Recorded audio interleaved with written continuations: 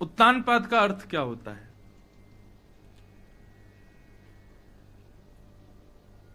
उत्तानौ पादौ यस्य स उत्तानपाद। जिसके पैर का तलवा मतलब नीचे का हिस्सा अधिकतर ऊपर की ओर रहता है उसको उत्तानपाद कहते हैं। पैर का तलवा ऊपर कब होता है? हमारे पैर का निचला हिस्सा ऊपर की ओर कब आता है? जब हम लोग किसी को दंडवत प्रणाम करते हैं। जब हम किसी को प्रणाम करते हैं तो हमारा पैर जो है, पैर का जो नीचे का हिस्सा वो ऊपर उर्ध हो जाता है। तो उस स्थिति में जब हम किसी को प्रणाम करते हैं तब हमारी जो अवस्था है वो उत्तानपाद अवस्था है। तो राजा का नाम था उत्तानपाद। उत्तानपाद मतलब नाम इसलिए रखा गया क्योंकि ये जिस भी वैष्णव को देखते थे, जहां कहीं भी भगवत भक्तों को देखते थे उनको प्रणाम करते थे। इतना प्रणाम करते थे कि इनके माता पिता ने बड़े होने पर बचपन में नाम कुछ भी रहा हो फिर इनका नाम उत्तानपाद रख दिया।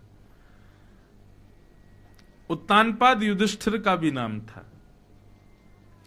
युधिष्ठिर को उत्तानपाद इसलिए कहते थे कि उनकी दृष्टि ऐसी थी कि अभी यहां जितनी माताएं पीले वस्त्र पहन के भाई लोग बैठे हैं, अगर युधिष्ठिर यहां आ जाएं तो आप सबको दंडवत प्रणाम करेंगे। क्यों?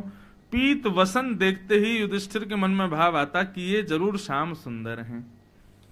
पीत वस्त्र देखते ही उनको लगता कि ये कन्हैया हैं और उसको प्रणाम करते। ऐसा जैसे मीराबाई का भाव था, जहां भी श्याम वर्ण देखती थी तो उसी वस्तु को कहने लगती, तुम कितने भाग्यशाली हो, तुम्हारा वर्ण श्याम है, ठाकुर जी ने तुमको किसी ना किसी रूप में स्वीकार किया, तुमको वर्ण श्याम दे दिया। तो ऐसे ही उत्तानपाद युधिष्ठिर को भी कहा जाता था। उसके लिए कथा आती है कि एक बार कौरवों ने युधिष्ठिर का मजाक बनाने के लिए गधे को पीले वस्त्र पहना करके खड़ा कर दिया और युधिष्ठिर वहीं से घूमते हुए जा रहे थे।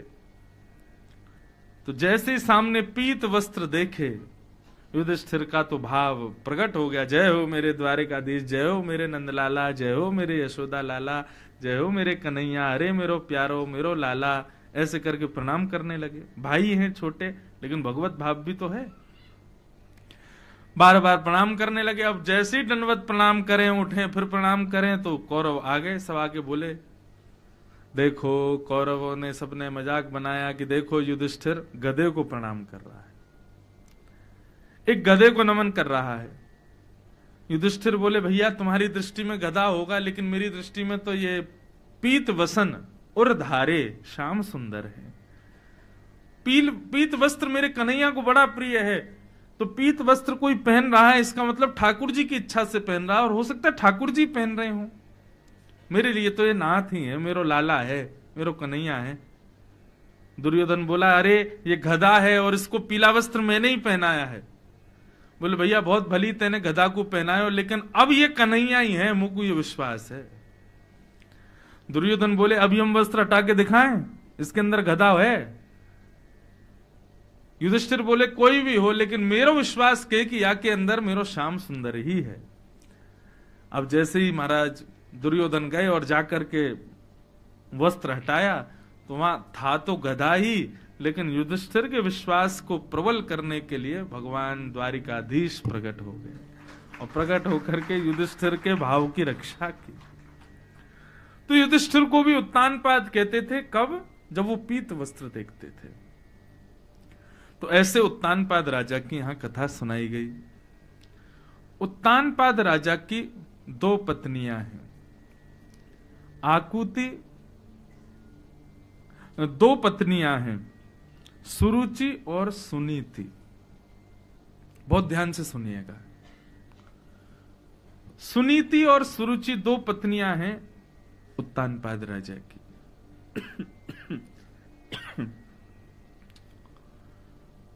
मैं इस भाव को कई बार कथा में समय ना होने की वजह से बहुत जल्दी कह के निकल जाता हूं, आज थोड़ा विस्तार से कहूं। हम सब उत्तानपाद राजा की भांति हैं। जीवात्मा कौन? उत्तानपाद। और प्रत्येक जीवात्मा की 2 पत्नी है, सुनीति और सुरुचि। सुनीति किसको कहते हैं? बुद्धि को। हमारी दो पत्नियां हैं, एक तो बुद्धि, दूसरा हमारा मन। ये दोनों अलग अलग स्थिति में होते हैं। विश्वास मानिए, कल आप जब महाप्रसाद पा रहे थे ना, तो उस समय स्थिति आपकी जो थी वो स्थिति हमको निरंतर चाहिए अपने जीवन में। कल क्या स्थिति थी? ना तो आपकी बुद्धि मना कर रही थी और ना आपका मन मना कर रहा था, दोनों समान भाव से उस महाप्रसाद को स्वीकार कर रहे थे। अधिकतर होता क्या है, जब हम संसार में जीते हैं तो बुद्धि कुछ कहती है, मन कुछ और कहता है। कथा चल रही है जगन्नाथपुरी में, अब यहां कई लोग आए हैं, बहुत दूर दूर से भी आए हैं। वे सब लोग निश्चित ही अपनी मन की बात मान करके आए हैं, बुद्धि की बात मान के नहीं। उनका मन भगवत भक्त हो गया है, इसलिए आए हैं। परंतु अधिकतर क्या होता है, हमारी बुद्धि अलग इच्छा प्रकट करती है, मन अलग इच्छा प्रकट करता है, परंतु मन में भक्ति भाव बहुत कम आते हैं। जिनके आ जाए वो वैष्णव।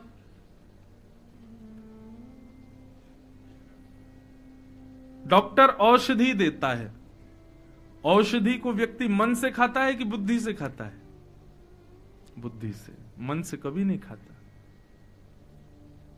अगर मन की इच्छा पर आ जाए, हर व्यक्ति को खुली छूट मिल जाए कि तुम अपने मन की इच्छा पर रहो, तो विश्वास मानिए मानव का स्वभाव है दूषित कृत्य करने का। हम सब गलत हो जाएंगे, फिर हम सब बुराई बुरा करेंगे। मानव का स्वभाव जल की तरह होता है, जल को फैलाओ तो ढलान की ओर जाता है। ऐसे ही हम मानव हैं। हमको अगर खुली छूट मिल जाए, धर्म शास्त्रों के प्रावधान सब हम छोड़ दें, माता पिता गुरु की आज्ञा मानना बंद कर दें, तो निश्चित है कि प्रत्येक मानव भक्षी हो जाए, प्रत्येक मानव दूषित भोजन करने लगे, प्रत्येक मानव सुरापान करने लगे। हम लोग क्यों बचे हुए हैं? क्योंकि हमारे आगे बाउंड्रीज हैं, धर्म के द्वारा, माता पिता गुरुजनों के द्वारा क्रिएटेड एक जोन है, जिससे हम पार करने में डरते हैं, थोड़े भयभीत होते हैं, इसलिए हम दूषित कृत्य नहीं करते। लेकिन मानव को खुली छूट मिल जाए तो निश्चित मानिए, अगर ये हो जाए कि भाई आज जैसे अधिक मास आते हैं, पुरुषोत्तम मास आया, श्रावण का महीना आता है, 9 दुर्गा आती है, ऐसे अगर किसी दिन ऐसा आ जाए कि भाई आज के दिन कितने भी पाप कर लो कोई पाप लगेगा नहीं, क्या होगा? सारे क्लब भर जाएंगे, दुनिया भर की जितनी भी बड़ी बड़ी बोतलें हैं सब बिक जाएंगी, कमी शॉर्टेज पड़ जाएगा, जानवर जान बचा के भागेंगे। क्यों? बोले आज मानव हिंसक हो गया है। जो थोड़ा बहुत बचे हुए हैं ना, ये धर्म के कारण जो भय उत्पन्न है उनकी वजह से। नहीं तो मानव को खुली छूट मिल जाए तो, भारत की बात तो चलो दूर की, कई स्थानों पर तो मानवों तक को खा जाते हैं लोग, उन तक को नहीं छोड़ रहे।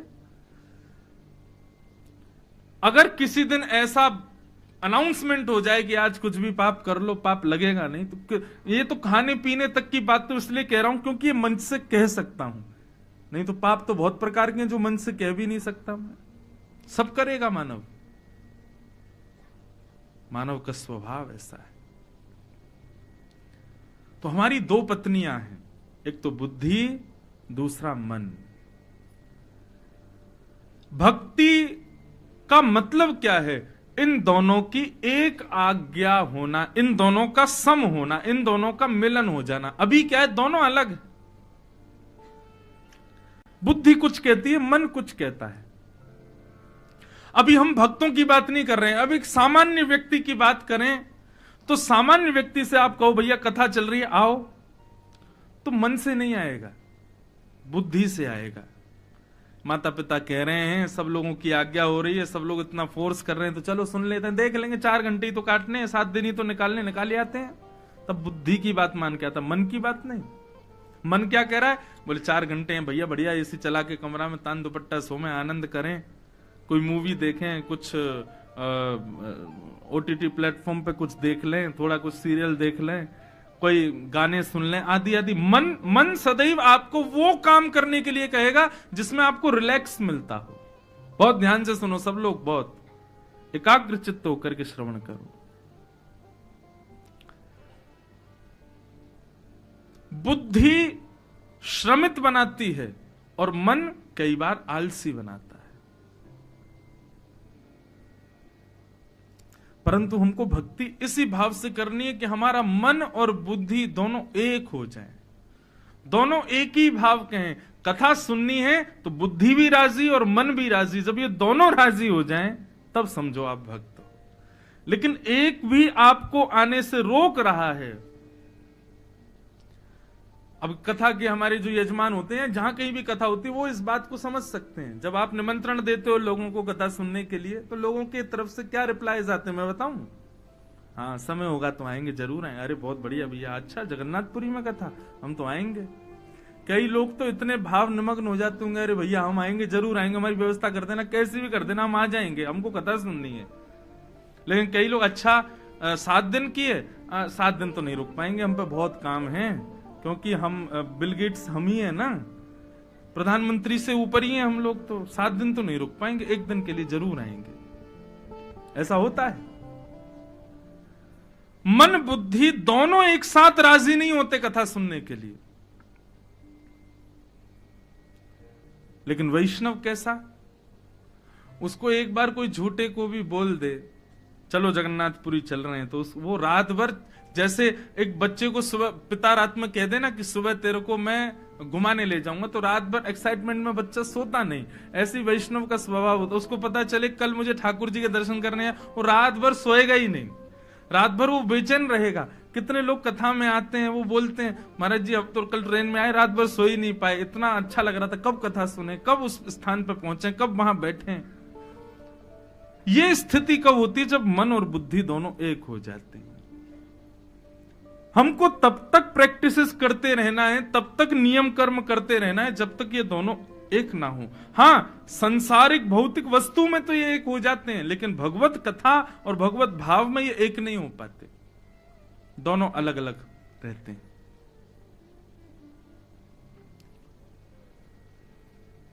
और यही हुआ। उत्तानपाद राजा अपनी बड़ी पत्नी का त्याग कर देते हैं छोटी पत्नी की आसक्ति में। बड़ी पत्नी कौन है? बुद्धि। और छोटी पत्नी कौन है? मन। आप कहेंगे महाराज जी ऐसा कैसे, ये बड़ी ये छोटी क्यों? बड़ी पत्नी बुद्धि, क्योंकि इसका जन्म हमारे साथ ही हुआ। जन्म लेते ही बालक के मुख में पयोधर दे देती है मां, और वो पीने लग जाए। उसको कैसे पता कि इसी से मेरी भूख मिटने वाली? उसको कैसे पता कैसे पीना है? उसको कैसे पता कि इसमें से दुख आएगा, उसी से ही मेरे, ये बुद्धि उसके साथ जन्म लेती है। धीरे धीरे धीरे धीरे धीरे जब वो 5 वर्ष का 4 वर्ष का होने लगता है, आजकल 5-4 वर्ष बोल रहा हूं, हमारे समय में तो 8-9 वर्ष तक भी मन कोई उत्पन्न नहीं होता था, लेकिन आजकल के बच्चों को 4-5 वर्ष में ही मन जन्म ले लेता है। फिर वो जिद करता है अपनी मनवांछित वस्तु के लिए। मां को पिता को जिद करेगा, मुझे ये चाहिए वो चाहिए। ये बुद्धि नहीं करती, ये मन करता है। जब बुद्धि से जीता है ना व्यक्ति तो दूध पीता है, लेकिन जब मन से जीता है तब कैंपा कोला पिएगा और कोल्ड ड्रिंक्स पिएगा, और भी ड्रिंक्स हैं वो पिएगा। लेकिन जब बुद्धि से रहेगा तो वही वस्तु का सेवन करेगा जो उसके लिए उचित हो। ऐसे ही संसार में लोग कथा आस्वादन करने का मन कब बनाते हैं? बुद्धि तो कहती है कथा सुनो, लेकिन मन कई बार नहीं कहता। मन कहता है कुछ और कर लेते हैं, थोड़ा घुमाते हैं, बाहर बैठ जाते हैं, कुछ ये कर लें वो कर लें। लेकिन भक्ति का स्वरूप ही यही है कि दोनों एक हो जाएं, दोनों से एक ही भाव प्रकट हो। हम मोटे हो जाते हैं, शरीर बढ़ जाता है, डॉक्टर कहते हैं घूमा करो, कोलेस्ट्रॉल बढ़ रहा है आपका, धीरे धीरे कई सारी बीमारियां आ जाएंगी। सुबह सुबह जल्दी उठ करके घूमो।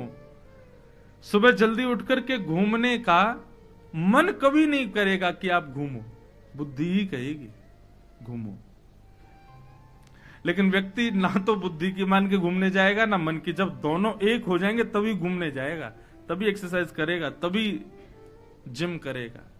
हर प्रकार से, चाहे वो बौद्धिक भाव रखो, चाहे मानसिक भाव, चाहे शारीरिक भाव रखो, उसमें आपका कल्याण तभी होगा जब मन और बुद्धि दोनों एक होंगे। अगर ये दोनों विलग रहेंगे, किसी भी क्षेत्र में हो, आपका पतन निश्चित है। तो उत्तानपाद राजा की 2 पत्नियां थी, सुनीति और सुरुचि, पर छोटी पत्नी की तरफ आकर्षण होने की वजह से उत्तानपाद राजा ने बड़ी पत्नी का त्याग कर दिया। और हम भी यही करते हैं। हमको दिख जाता है कि मन जो है ये कंफर्ट जोन देता है, इसलिए हम बुद्धि की सुनना बंद कर देते हैं। बुद्धि पर कहती रहती है, कहते कहते कुछ समय बाद बुद्धि कहना ही बंद कर देती है, फिर तो मन की चलती है। मन कह रहा है ये खाओ, मन कह रहा है वो पियो, मन कह रहा है यहां जाओ, मन कह रहा है ऐसे सो जाओ, मन कह रहा है ये पहनो, मन कह रहा है ये, फिर तो मन ही मन राज करता है। और माफ कीजिएगा, जिसका मन राजा बन गया उसका पतन निश्चित है, सर्वनाश हो जाएगा उसके जीवन का। और ये बात मैं नहीं कह रहा हूं, महाभारत में प्रसंग आता है कि एक बार धृतराष्ट्र से पूछा गया, धृतराष्ट्र क्या तुमको लगता है कि तुम जो कर रहे हो पांडवों के साथ ये उचित है? सही सही बताना, अपने हृदय से बताना। पांडु थे राजा, और पांडु राजा ने जाते समय तुमको कहा था कि जब तक मेरे पुत्र योग्य ना हो जाए तब तक राज्य गद्दी तुम देखना, जब योग्य हो जाए तो उनको राज्य गद्दी पर बिठा देना। परंतु आपने क्या किया? आपने अपने पुत्रों को राज्य गद्दी देने के लिए युद्ध छिड़वा दिया, पांडवों को लाक्षा भवन में जलाने का प्रयास किया, पांडवों को 14 वर्ष का वनवास दे दिया। आप सही बताना धृतराष्ट्र, क्या ये ठीक था? तब धृतराष्ट्र एक बात कहते हैं महाभारत में बहुत सुंदर। धृतराष्ट्र कहता है, जानामि धर्मं न च मे प्रवृत्ति, जानाम्य धर्मं न च मे निवृत्ति। धृतराष्ट्र कहता है, मैं जानता हूं कि धर्म क्या है, लेकिन पता नहीं क्यों मेरी उसमें प्रवृत्ति नहीं होती। और मैं जानता हूं मैं जो कर रहा हूं ये अधर्म है, लेकिन मेरा पता नहीं मैं क्यों इससे छूट ही नहीं पा रहा, मैं इससे निवृत्ति नहीं हो पा रहा। इसका मतलब क्या है? हम सब जानते हैं कि क्या सही है और क्या गलत है, लेकिन फिर भी जानबूझ के हम गलती करते हैं, फिर भी जानबूझ के हम गलत का साथ करते हैं, फिर भी हम जानबूझ करके वो क्रिया करते हैं जिससे अपराध बने, जिससे पाप लगे, जिससे बुरा हो। सब जानते हैं हम, फिर भी करते हैं। परंतु भैया इस अपराधों से बचना है, इन सब से बचना है तो मन बुद्धि दोनों एक हों, और वो होंगे आध्यात्म से। मन की ज्यादा मत मानो। हमारे पूज्य पिताजी गाते, देखना इंद्रियों के न घोड़े भगे, उनमें हरदम जो संयम के कोड़े पड़े, अपने रथ को सुमार्ग लगाते चलो, कृष्ण गोविंद गोपाल गाते चलो, सुख में फूलो मति, दुख में भूलो मति, प्राण जाए मगर नाम भूलो मति, काम की वासना को मिटाते चलो, कृष्ण गोविंद गोपाल गाते चलो। निरंतर भगवत नाम को मुख पर धारण करिए, धीरे धीरे अपने आप दोनों इंद्रियां एक हो जाएंगे, मन और बुद्धि दोनों समान। उत्तानपाद राजा ने बड़ी पत्नी का त्याग कर दिया।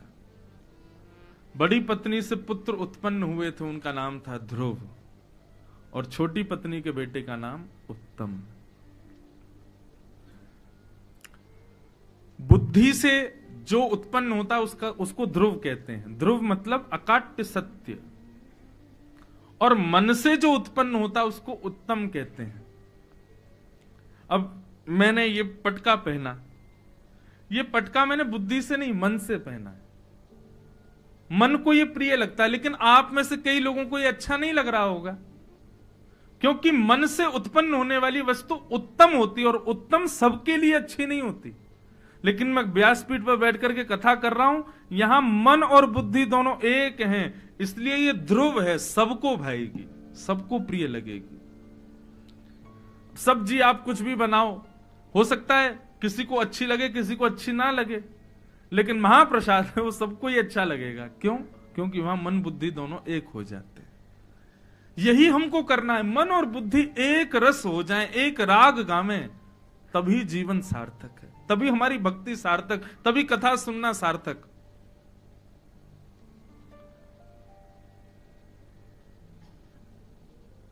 एक दिन ध्रुव अपने कुछ मित्रों के साथ खेल रहे थे। मित्रों ने पूछ लिया, ध्रुव तुम्हारी मां को तो हम सब जानते हैं, तुम्हारे पिता कौन हैं? ध्रुव बोले, ये पिता कौन होते हैं? बोले, अरे ध्रुव, हम सब बालकों का जन्म माता पिता से होता है, मां तो हम सबकी है, तुम्हारी भी है, पिता तो हमारे भी हैं, लेकिन तुम्हारे तो दिखते नहीं। ध्रुव बोला, मैं आज मां से पूछूंगा। और ध्रुव जी अपनी मां से जाकर के आज पहली बार पूछते हैं, मां मेरे पिता कौन है? पिता शब्द सुनते ही माता सुनीति शांत हो गई। तुझे किसने सिखाया? पिता के बारे में तुझे किसने बताया? तब बताया कि मेरे सखा मुझसे पूछते हैं मां। तब आज सुनीति ने अपने पुत्र ध्रुव को एक राजमहल दिखाया और कहा, इसमें जो राजा बैठे हैं वही तुम्हारे पिता हैं। ध्रुव जी महाराज अपने पिता को देखने के लिए राजमहल में जैसे ही गए तो एक रत्नों के सिंहासन पर, स्वर्ण जटित सिंहासन पर राजा उत्तानपाद बैठे थे और गोद में एक नन्हा सा बालक बैठा था। नन्हे बालक को माता पिता की गोद में आज भी यदि बालक देख लेते हैं तो चिढ़ जाते हैं, मेरे पिता की गोद में ये क्यों बैठा है? ये मेरे पिता हैं, इनका अधिकारी तो मैं हूं। अबोध बालक जो भी बोलना भी नहीं जानते, ऐसे बालक जो धीरे धीरे बैठना शुरू करते हैं, उनके सामने उनकी मां यदि दूसरे बालक को गोद में ले ले तो वो बालक भी कुछ ना कुछ हरकत करने लगता है कि ये मेरी मां है, ये इस पर कोई और कैसे बैठ गया। ध्रुव जी महाराज को जैसी दिखा कि मेरे पिता की गोद में दूसरा बालक, छोटे से तो हैं, अभी 4.5 वर्ष की आयु है, अपने पिता की गोद में बैठने के लिए जाने लगे तो छोटी मां ने रोक दिया। ध्रुव कथा अगर आप इसका तार्किक अर्थ सुनते रहेंगे ना तो आप सब अपने खुद के जीवन से इसको जोड़ पाएंगे। बुद्धि से उत्पन्न होता है ध्रुव, और ध्रुव जब हमारा कल्याण करने के लिए हमारे पास आता है तो मन उसको रोक देता है, छोटी मां उसको रोकती है। कई बार ऐसी अपॉर्चुनिटीज हमको लाइफ में प्राप्त होती हैं जिनसे भगवत संबंध और दृढ़ हो जाए, लेकिन हमारा मन बाधक बनता है उसमें। मन ने रोक दिया, छोटी मां ने रोक दिया। कहां जा रहे हो? ये मेरे पिता हैं, मैं इनके पास जा रहा हूं इनकी गोद में बैठने। बोले, वो तेरे पिता हैं पर मैं तो तेरी मां नहीं हूं ना, और यदि उनकी गोद में बैठना है तो तुझे मुझसे उत्पन्न होना पड़ेगा, मेरे गर्भ से जन्म लेना पड़ेगा। मतलब मन कहता है कि बुद्धि से उत्पन्न को मैं शरीर का कल्याण नहीं करने दूंगी, उसको मुझसे ही उत्पन्न होना पड़ेगा। मन से जब वो प्रकट होगा तभी शरीर का कल्याण होगा। ध्रुव जी इस बात को सुनकर के रोते रोते अपनी मां के पास गए और मां से जाके बोले, मैं तो चाहता था पिता की गोद में बैठूं, लेकिन छोटी मां ने मुझे रोक दिया और ऐसा कहा कि तुम वन में जाओ, वन में जाके भगवान का भजन करो और भगवान से प्रार्थना करना जब प्रकट हो जाए कि मुझे छोटी मां के गर्भ से जन्म दो, तब तुम पिता की गोद में बैठ पाओगे। मां हो तो ध्रुव जी की मां जैसी। ध्रुव जी की मां ने समझाया, पुत्र श्रोता को हंस की तरह होना चाहिए। श्रोता मतलब सुनने वाला, उसको हंस की तरह होना चाहिए। और हंस का स्वभाव होता है कि हंस केवल पानी दूध मिलकर के उसको दे दिया जाए तो दूध ही पिएगा, पानी नहीं पिएगा। यह असंभव है कि दूध से पानी को कोई अलग कर दे, लेकिन हंस के पास ये कला है कि वो दूध को अलग कर देता है, पी जाता है, पानी को छोड़ देता है। श्रोताओं के पास भी ये कला होनी चाहिए। किसी को भी सुनो, कुछ भी सुनो, यदि आपके ग्रहण करने लायक वस्तु हो तो ही उसको सेवन करो, बाकी की वस्तुओं का त्याग करो। ध्रुव, छोटी माँ ने क्या बोला? वन में जाके भगवान का भजन करो, भगवान जब प्रकट हो जाएं तब उनसे कहना छोटी माँ के गर्भ से जन्म लूं, इसमें तेरे लिए दुग्ध क्या है और जल क्या है? तुम्हारे लिए दुग्ध है कि वन में जाके भगवान का भजन करके उनको प्राप्त करो, और जल क्या है कि छोटी माँ के गर्भ से जन्म लो, उसको त्यागो। तुम केवल इस बात को स्वीकार करो कि तुमको वन में जाना है और भगवत प्राप्ति करनी है। बंधु, मां हो तो ध्रुव की मां जैसे, और पुत्र हो तो ध्रुव जैसा। मां के वचन के प्रति इतना अकाट्य विश्वास। नन्हे से 4.5 वर्ष के ध्रुव जी को मां ने आज्ञा कर दी, जाओ बेटा वन में जाके भगवत प्राप्ति कर लो। और नन्हे से ध्रुव जी महाराज निकल पड़े हैं श्री जगन्नाथ से मिलने के लिए। और मिलने के लिए कोई तीर्थ में नहीं गए, मिलने के लिए कोई मंदिर देवालय में नहीं गए। इसी को रास कहते हैं। रस का मतलब क्या है? हम आप सब जो कर रहे हैं जगन्नाथपुरी आकर के, ये रस है, लेकिन ध्रुव जी जो कर रहे हैं ये रास है। मतलब हम आए हैं उनके स्थान पर उनको मिलने के लिए, लेकिन जगन्नाथ जी आए हमसे मिलने के लिए हमारे स्थान पर, वो रास है। ध्रुव जी गए वन में, तभी उनको श्री नारद जी महाराज प्राप्त हुए। नारद जी ने पूछा, वत्स कहां जा रहे हो? ध्रुव जी बोले, मैं वन में जा रहा हूं भगवान को प्राप्त करने। जैसे ही नारद जी ने सुना वन जा रहा है भगवत प्राप्ति के, नारद जी हंसने लगे। बोले, अरे वन में तो शेर रहते हैं, वन में तो जानवर रहते हैं, छोटे छोटे बालकों को मार के खा जाते हैं, भगवान नहीं रहते। ध्रुव जी महाराज बोले, आपका परिचय क्या है? आप कौन हो जो आप इतना जानते हो कि वन में भगवान नहीं रहते? आपका परिचय क्या है? नारद जी बोले, हम नारद हैं। ध्रुव जी बोले, आप झूठ बोल रहे हो, आप नारद नहीं हो। क्यों? बोले, मेरी माँ ने समझाया था भगवान बाद में मिलेंगे, पहले नारद जी मिलेंगे, और नारद जी मिलेंगे ना तो नारद जी हाथ पकड़ के भगवान के हाथों में सौंपेंगे। आप कैसे नारद जी हो? मुझको घर जाने के लिए कह रहे हो? यदि आप नारद होते तो मेरा हाथ पकड़ के भगवत धाम पहुंचाते, मुझे भगवत चरणों से लगा देते। आप घर जाने के लिए कह रहे हो, आप नारद नहीं हो। नारद जी समझ गए, बोले भैया इस बालक को बड़ा ज्ञान है, सब जानता है। तुरंत नारद जी अरे जब गुरु जी मेरे ये विषय पढ़ा रहे थे तब मैंने एक जिज्ञासा प्रकट की अपने गुरुदेव से कि गुरु जी, नारद जी भगवत प्राप्ति से पहले नारद जी मिलेंगे, तो इसका मतलब क्या है? हमें तो आज तक नारद जी दिखे नहीं, तो इसका मतलब भगवान हमको तो कभी मिलेंगे नहीं। तो हमारे गुरु जी ने बहुत सुंदर अर्थ किया। बोले, नारद का मतलब कोई जो हम लोग सीरियल्स में पिक्चर्स में जो नारद दिखाए जाते हैं वैसे ही नारद होते हैं, ऐसा नहीं।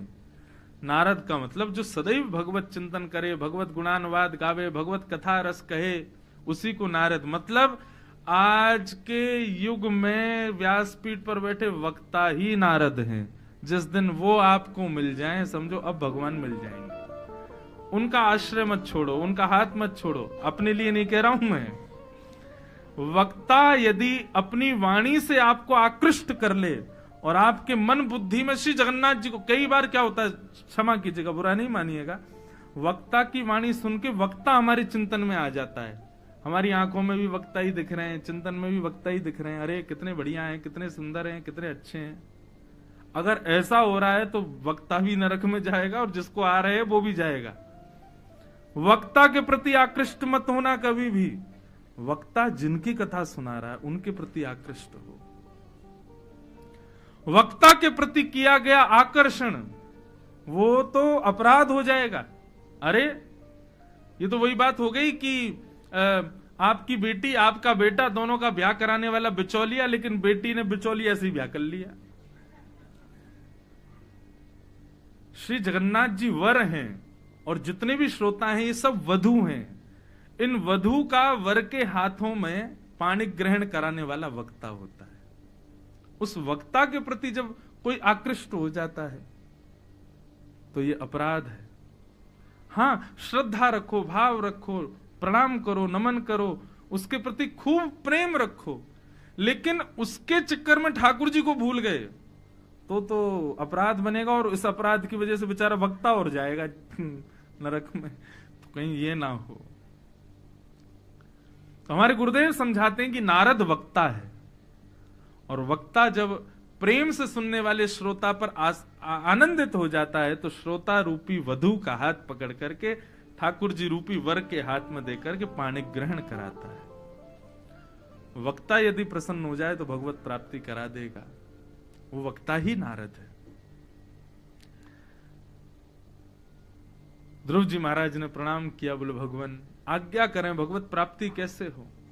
तब नारद जी ने 12 अक्षर मंत्र प्रदान किया।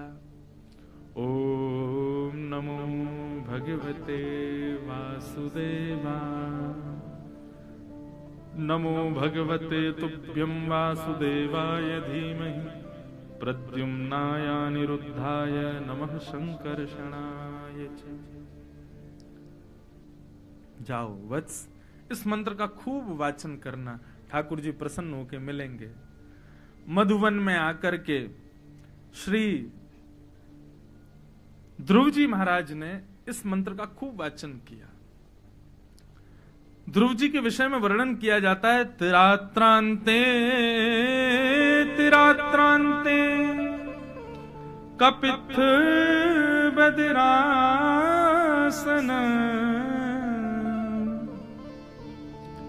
तीन रात्रि तक ध्रुव जी कुछ नहीं खाते। अच्छा देखो, ध्रुव जी की स्तुति, ध्रुव जी कथा सबने सुनी है, पर इसमें कुछ भाव ऐसे हैं जो हम करें तो भगवत प्राप्ति हमको भी हो सकती। ध्रुव जी 3 रात्रि तक कुछ नहीं खाते और 3 रात्रि बाद केवल कपित्त फल खाकर के भजन करते। दूसरे महीने में वर्णन आया कि ध्रुव जी 6 दिन तक कुछ नहीं खाते, 6 दिन बाद जल पी करके भजन करते। तीसरे महीने में वर्णन आया कि ध्रुव जी 9 दिन तक कुछ नहीं खाते और 9 दिन बाद केवल वायु पी करके भजन करते। 5वें महीने में ध्रुव जी महाराज 12 दिन तक ना कुछ खाते ना कुछ पीते, केवल एक बार श्वास लेते और भजन करते। इसका मतलब क्या है? और कहते हैं कि जब उन्होंने अपनी श्वास को रोक लिया तब भगवान प्रकट हो गए। इस प्रकार पूरे व्रत की कथा बताई कि ध्रुव जी ने 5 महीने कैसे तप किया।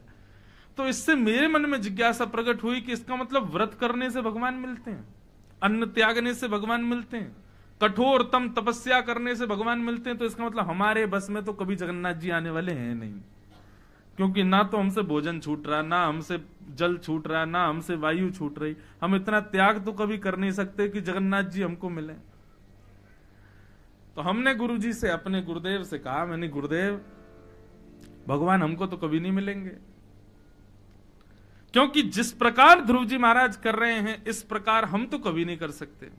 यहां एकादशी व्रत करते हैं तो एकादशी प्रारंभ होती, द्वादशी का इंतजार प्रारंभ हो जाता, कब द्वादशी आवेगी। लोग ये कम पूछते हैं एकादशी कब है, महाराज जी द्वादशी कब, पारायण वो पारना कितने बजे करना है।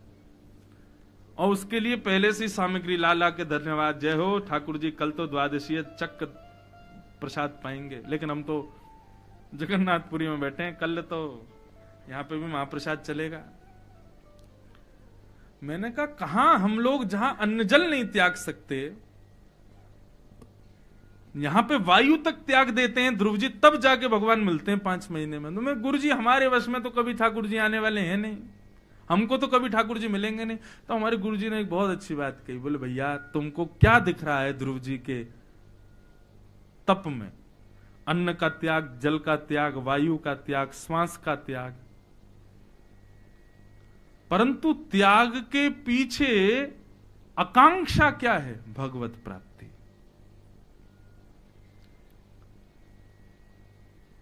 हमारे गुरुदेव कहते कि भैया यहां ध्रुव जी महाराज त्याग कर रहे हैं, व्रत कर रहे हैं, तप कर रहे हैं, इसको मत देखो। ये देखो कि वो ठाकुर जी से जिद कर रहे हैं। 1 महीना 3 दिन कुछ नहीं खा करके निकाला, 3 दिन कुछ नहीं खाते फिर खाते, फिर 3 दिन कुछ नहीं खाते फिर खाते। तो 1 महीना तक इस प्रकार करके ध्रुव जी महाराज विचार करते, अच्छा अब भी नहीं आए आप, रुको, जिद करके अब दूसरे महीने में और परिश्रम करूंगा।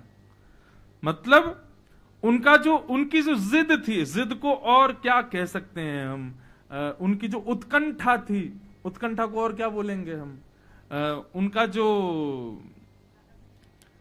लगन कह लो, उत्कंठा कह लो, जिद कह लो, कुछ कह लो, समझ में आ गई ना बात।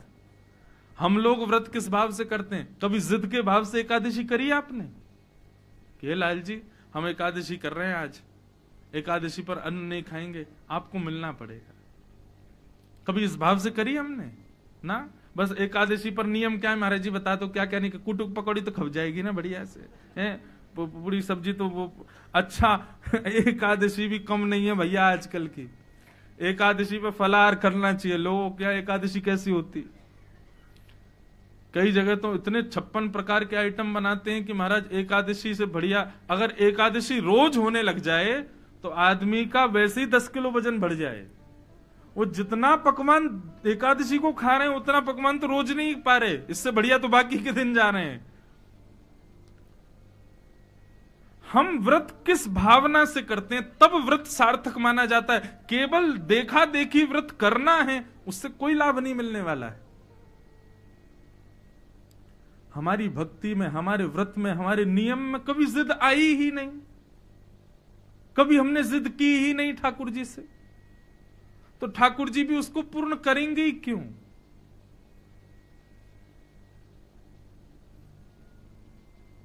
ध्रुव जी की भक्ति में उत्कंठा है, लगन है, जिद है, ठाकुर